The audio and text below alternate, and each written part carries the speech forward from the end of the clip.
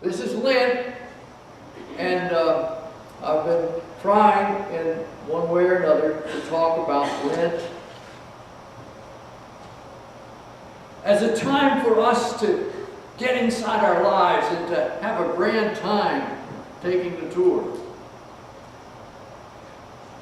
Now this is my 4 o'clock special because I woke up at 4 this morning and I couldn't preach the sermon that I had laid out and had to redo.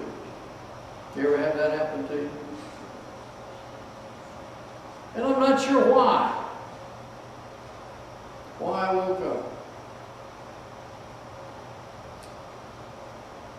Elizabeth Carpenter died yesterday. I don't know if it was that or not. Probably not very many people know her, but she came out of an era that was very important to us. She was a secretary to Lady Bird, and she worked for LBJ, and she was a reporter, and she was a lot of things. Her daughter said about her, and she used to say, that there's no such thing as retirement. And she carried on in so many, many ways. But I don't know if it was because I heard of her death, or if it was Michael going away to the Marines, or if it was Bobby and Lori getting married, or it was the roof, or if it was just the experience of being a part of a very angry nation where anger is just everywhere, bubbles up all the time. Can hardly have a conversation without anger being a part of it. We found ways to be divisive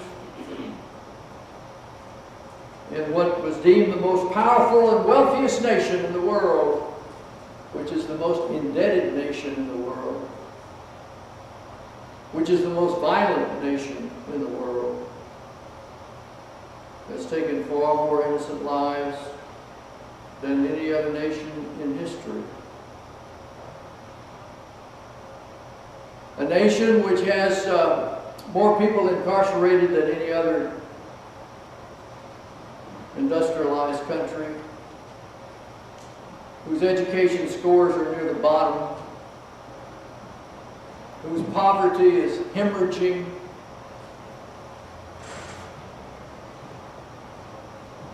I think we talked about the other week that Texas now leads the nation in children.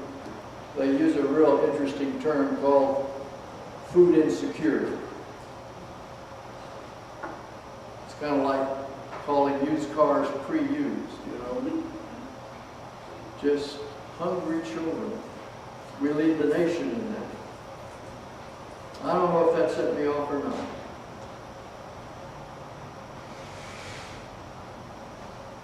We are at a time of rethinking church for the Methodists, and we are bombarded with messages about the fact that the denomination is shrinking. But if you look at the statistics, churches in this country are shrinking whether they're Methodist or not. And with all the mega churches and all the rest, this nation is becoming less and less, quote, religious, unquote.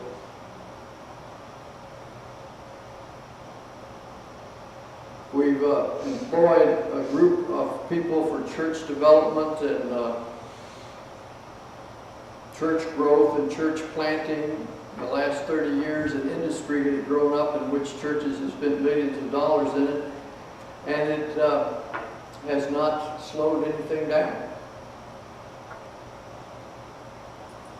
I don't know if that's what woke me up or not.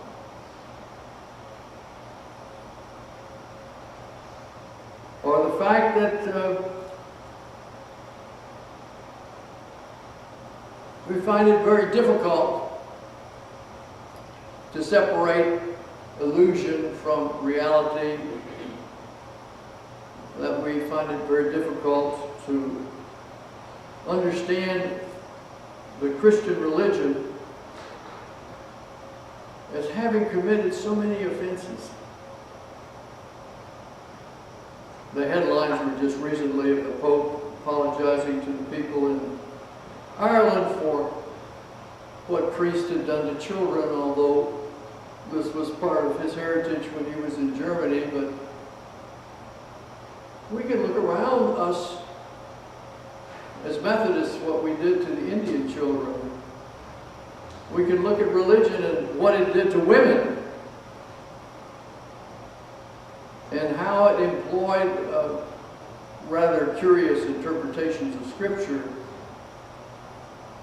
to make people feel guilty, so that religion could find a way to forgive them and they could be bound to it in a very ill way. I don't know if that woke me up or not. But our efforts to come to God, to know God in the deeps of our lives, to be transformed by that energy and dynamic. That's what I'm hoping Lent is about. I remember a time when I was teaching at Wesley Seminary in the Philippines, in Cabanatuan, and we were, as a faculty and as student leaders, trying to figure out what we were going to do to mark Lent. And it came up that we would do a 3-day fast. Somebody read church history or something about that, and so that was proposed. Within a day, though, it was cut from 3 to 1. And by another couple of days, it was cut from a day to just the morning.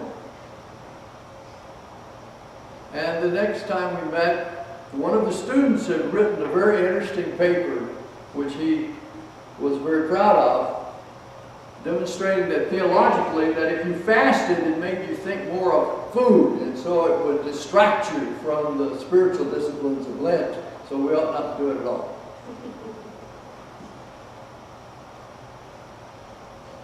We play a lot of games, trying to find ways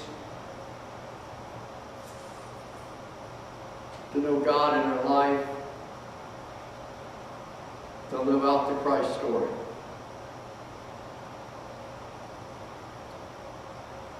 When I was in seminary at SMU, Perkins, years ago, longer than I'd like to remember sometimes, a fellow by the name of Viktor Frankl came and spoke to the college and to the seminary, and it was very enthralling. For you who do not know Viktor Frankl, he wrote a book called Search for Meaning. Viktor was a German psychiatrist. Not only was he German, he was Jewish. In his early days as a psychiatrist, he had been asked to work on the suicide rate in one of the German schools. And he had taken it on and reduced it to 0.